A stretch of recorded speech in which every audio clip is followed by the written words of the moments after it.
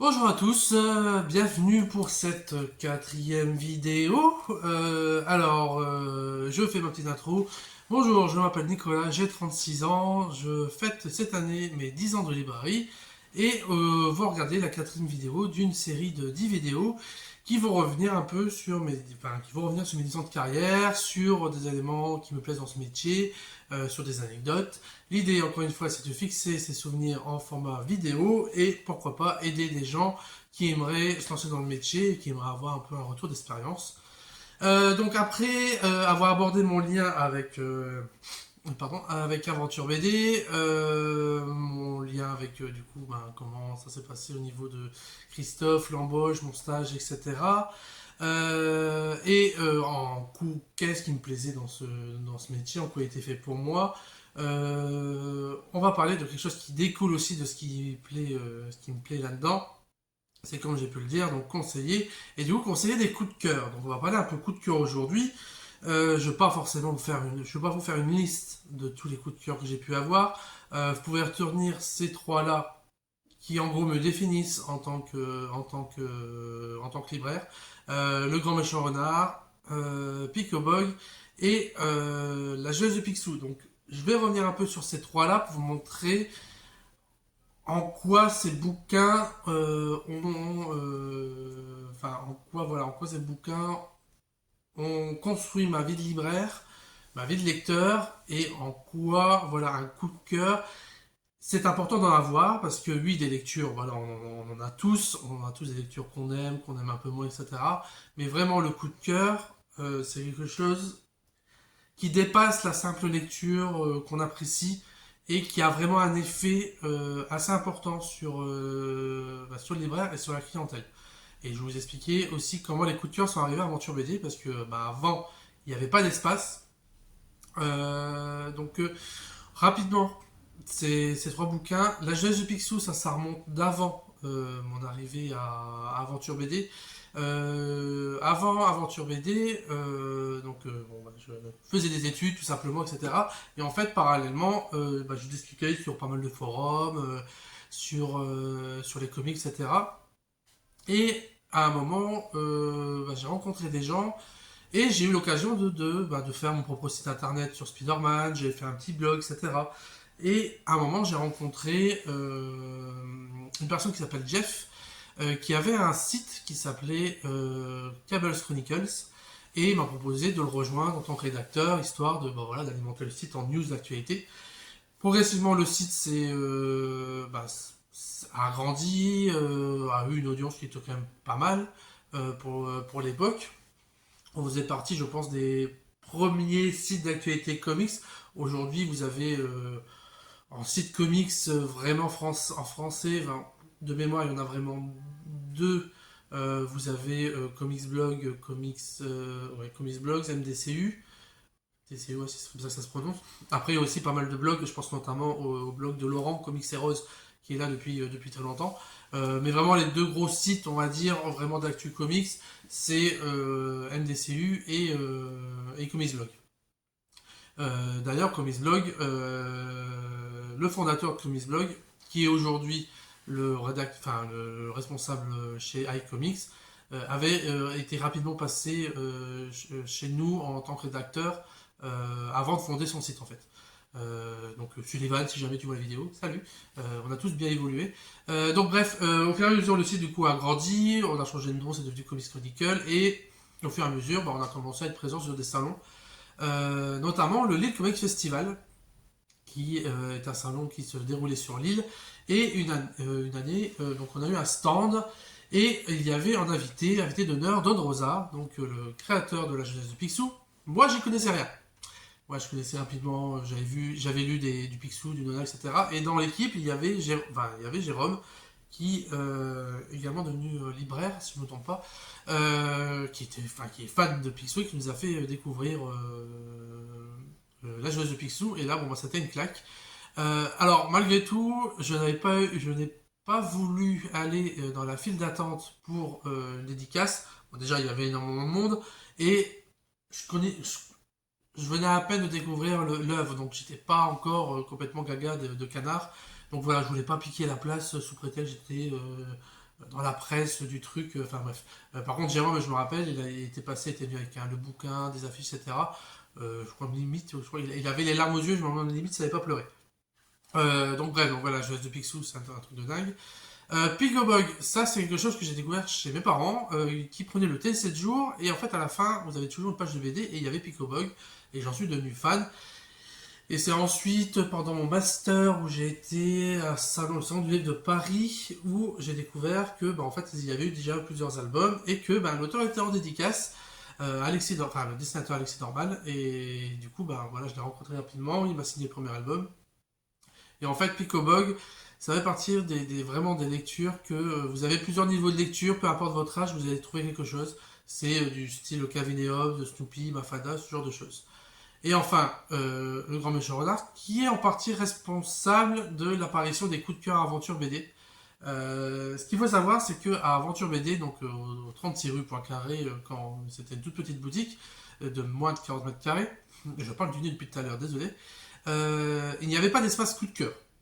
Parce que la boutique était petite, hein, déjà même dans les nouveautés comics en vitrine, il n'y en avait pas, c'est moi qui les ai intégrés au fur et à mesure. Et en fait, à un moment, à force de réfléchir, on avait un présentoir depuis Air Libre, où on mettait des bouquins, voilà, un peu. On avait ce présentoir, voilà, mais on sentait qu'il n'était pas utilisé, enfin, qu'il y avait des bouquins ou pas dessus, ça ne changeait pas grand chose. Et en fait, à un moment, j'ai demandé à Christophe, est-ce que je peux réutiliser ce présentoir-là, histoire de mettre en avant davantage de lecture. Donc ça, il m'a dit, il n'y a pas de problème, donc j'ai mis les bouquins qui étaient dessus, voilà, dans les rayons. J'ai trouvé une petite place près de l'entrée. Et là, j'ai commencé à mettre des coups de cœur qu'on avait pour les mettre en avant. Et je me souviens, donc j'avais mis plusieurs coups de cœur. Et en fait, c'est un jour, je passe avec coup de cœur et je tombe dans le bac humour où il y avait le grand méchant renard. Et je sais pas, j'ai été attiré par la couverture. Je l'ai lu le lendemain. J'ai mis toute la pile sur le fameux présentoir coup de cœur. Et ça a été là, il me semble, ça a été là où vraiment l'espace a commencé à faire son effet. Et qu'on s'est vraiment rendu compte que en ayant un espace coup de cœur, ça a attiré les gens.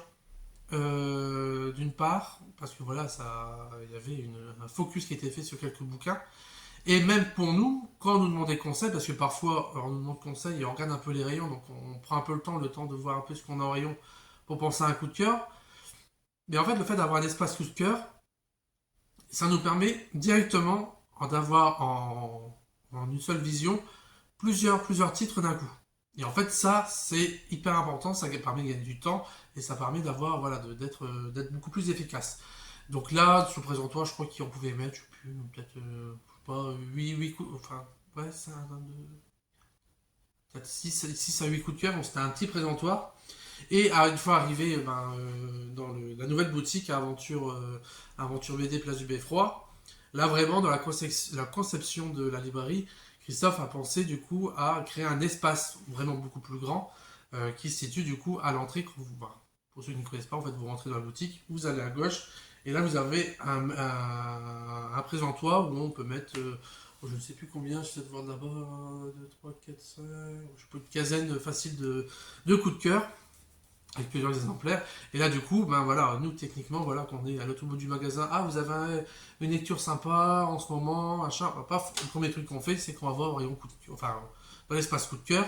Et on a même maintenant des clients qui, dès qu'ils rentrent, ne regardent même pas l'état d'une nouveauté, ils vont directement en coup de cœur. Parce que, il y a une telle production en bande dessinée, je crois que c'est à peu près 5000 bandes dessinées par an, en comptant nouveautés, rééditions, etc. On a pas mal de gens qui s'y retrouvent pas. On a beau avoir un espace qui est assez clair, les gens n'ont pas forcément le temps de fouiller, etc. Et donc, l'une des premières choses, c'est qu'ils vont dans l'espace coup de cœur. En plus, depuis, l'espace a pas mal évolué. Il y a Chloé qui a fait des badges avec nos petites têtes. Et du coup, on peut vraiment personnaliser les coups de cœur. Voilà, donc les personnes, du coup, quand ils nous connaissent, ils disent ah tiens, les gens qui sont qui sont plus franco-belges, Paula par exemple, ah, tiens, ils voient le dernier un Paula, tiens, ils voient ah c'est Christophe qui a aimé, du coup, je sais qu'il a le même goût que moi, ah tiens, c'est Nicolas, on sait qu'il aime tout ce qui est comics, tranche de vie, etc. Ah s'il a mis ça, c'est que ça doit être sympa. Euh, Chloé Apolline, pareil, il y a de la jeunesse. Pareil, ils font en manga. Alors, pour l'instant, en manga, on n'a pas encore un espace qui est dédié. Pareil, on peut avoir dès l'entrée, on a une plaque en bois où on met des posters, mais ça, c'est quelque chose qu'on avait pensé et il faut qu'on le fasse, c'est acheter un petit meuble, je crois une petite étagère, où on puisse mettre les mangas. Parce que, pareil, actuellement, là, Chloé et Apolline mettent leur coup de cœur sur les piles des nouveautés, mais parfois ça se perd parce que bah, les gens prennent le bouquin avec le coup de cœur et puis les piles sont déplacées, etc. Il faut vraiment qu'on ait un espace coup de cœur. On met de temps en temps un petit espace sur la caisse avec deux trois trucs. Ça fonctionne à chaque fois. Et pour moi, il faut vraiment qu'on crée un espace parce que c'est important. Euh, il faut délimiter pour moi les espaces dans une librairie. C'est important pour que les clients s'y retrouvent. Nous, on ne veut pas. Comment dire Notre but, c'est pas que le client, dès qu'il rentre, il fasse Oh, moi, j'y comprends rien, je vais tout de suite demander. Parce que nous, on veut que le client puisse, quand il rentre dans la boutique, trouver que c'est rangé, agréable, qu'il puisse être guidé par lui-même. Donc, c'est pour ça qu'on fait une division par thématique, fantastique, etc. Comme ça, au moins, il sait déjà plus ou moins où aller. Après, évidemment, il peut demander des conseils. Et évidemment, si on voit quelqu'un qui est là dans le magasin depuis 5 minutes à pas savoir où regarder, on va évidemment le voir. Mais nous, on veut quand même que le client puisse aller par lui-même, dans un premier temps, fouiller dans la librairie. Et puis aussi, nous, bah, ça nous permet aussi de ne pas toujours être, entre guillemets, interrompu dès le départ dans le travail, parce qu'on fait des réceptions, etc. Mais voilà, on a toujours un œil, évidemment, sur le client. Donc, pour moi, l'importance des coups de cœur, c'est extrêmement important pour le client qui lui, ça lui permet d'avoir une première sélection dès qu'il rentre. Ça permet aussi de montrer la personnalisation de la librairie. Parce que ben, malgré le fait que, évidemment, il y a des coups de cœur, vous allez en trouver un peu partout. Je pense notamment là en ce moment à la route de Larsenet, qui est un coup de cœur, à mon avis, dans pas mal de librairies. Vous avez quand même des coups de cœur qu'on ne retrouve pas forcément ailleurs, qui sont propres à certaines librairies. Voilà, Le Grand Méchant Renard, moi, j'ai toujours un coup de cœur depuis 2015. Je sais plus, là, bon, en ce moment, il y a Burger King, il y a Dia, etc., qui sont des coups de cœur, vous n'allez pas non plus retrouver partout, hein, qui mettent en avant vraiment l'équipe et la personnalité de la librairie. Donc ça, c'est important parce que ça permet de montrer que ben voilà, derrière ce commerce qui veut de l'argent, il y a des libraires. Et encore une fois, moi quand je parle d'un coup de cœur, c'est vraiment avec les tripes, hein. On sent que j'aime Picsou, on sent que en ce moment, on sent que je kiffe la route, on sent que je me suis pris une claque avec Birkin et Liard, donc Birkin chez Humano et Liard chez Urban. Voilà, moi, enfin, quand j'en parle, on le sent. Et d'ailleurs, dans le reste de l'équipe, quand ils ont un coup de cœur, voilà, on sent que c'est voilà, c'est au-delà de la simple lecture. Et d'ailleurs, bah, les clients le ressentent parce que voilà, la plupart, quand ils nous entendent parler d'un coup de cœur, ils disent bon, ouais, ok, d'accord, on a compris, on vous le prend. Euh, voilà ce que j'avais à dire sur l'importance des coups de cœur et en quoi bah, c'est important pour moi. Et c'est une part essentielle pour moi dans le métier parce que si vous comptez d'avoir des lectures où c'est ouais, bon, c'est sympa, bon, ça va pas donner envie aux clients et puis pour vous, au bout d'un moment, ça sert à quoi de faire ce métier si vous ressentez pas un minimum de choses quand vous avez une lecture. Voilà, après des coups de cœur, on n'en a pas forcément toutes les semaines, hein. On a beau lire, parfois on va se taper 30 lectures, que dalle, c'était ouais, sympa, ou parfois la frontière est. On peut passer un très bon moment, mais je sais pas, on sait pas comment l'expliquer, il manque quelque chose pour vraiment que ça soit un coup de cœur. Là, je sais pas, j'ai lu Sacrifice chez Urban, très beau visuellement, très bonne histoire qui donne envie, surtout avec la fin, de voir la suite, mais je sais pas comment l'expliquer, il manque un truc au fond de moi pour me dire vraiment c'est un coup de cœur. Mais c'est quand même une lecture que je conseille. Donc il n'y a pas de science, il y a pas de formule magique pour vous dire bah voilà tac tac tac, faut faire ça, hop et vous avez votre coup de cœur. Non non, ça marche pas. Et de toute façon les gens ils sont pas cons, hein, ils vont vite se rendre compte que soit vous l'avez pas lu, soit vous essayez de faire passer le truc pour quelque chose que vous avez aimé alors que c'est pas tout à fait le cas. Soyez sincères hein, quand vous conseillez, hein, pour ceux qui aimeraient devenir libraire. Ça se sent quand vous mentez. Moi, clairement, je n'ai pas honte de dire que ah non, je n'ai pas lu. Ça m'est déjà arrivé que les clients me disent vous avez lu ça, non, vous avez lu ça, non, vous avez lu ça, non, non, non, non, 4-5 fois.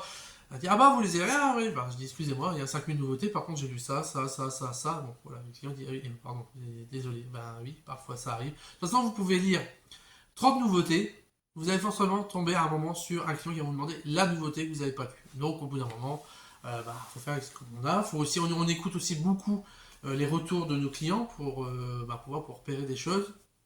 Et on s'écoute évidemment dans l'équipe. Moi, ça m'arrive souvent quand on me demande un conseil, parfois, ah, vous avez ce titre-là, je dis, moi non, mais je sais que tel client m'en a parlé, ça parle de ça, ça, si, il a aimé ça, ou inverse, ou aussi, moi je l'ai pas lu, par contre ma collègue Apolline a beaucoup aimé, parce que ça parle, voilà, ça parle de relation entre des amis, ça parle de deuil, et puis voilà, elle a aimé pour telle ou telle raison, et puis voilà, donc, puis voilà, voilà. 15 minutes là-dessus, je pensais pas faire autant. Je pense que la prochaine vidéo, ça sera aussi sur un autre élément qui découle aussi de ce que j'aime dans ce métier, c'est les dédicaces, les rencontres qu'on a pu faire, les souvenirs que j'ai par rapport à ça, la difficulté de faire des séances de dédicaces, parce que c'est compliqué.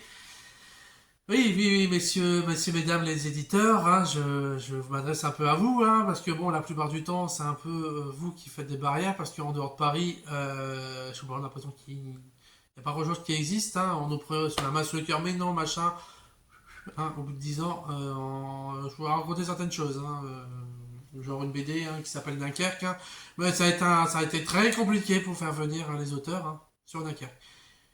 Bref, voilà tout ce que j'avais à dire. Je vous souhaite bonne journée, bon repas, bon pipi si vous regardez la télé, bon caca là, parce que là 16 minutes, faut pousser, hein, voilà. Je vous dis à bientôt.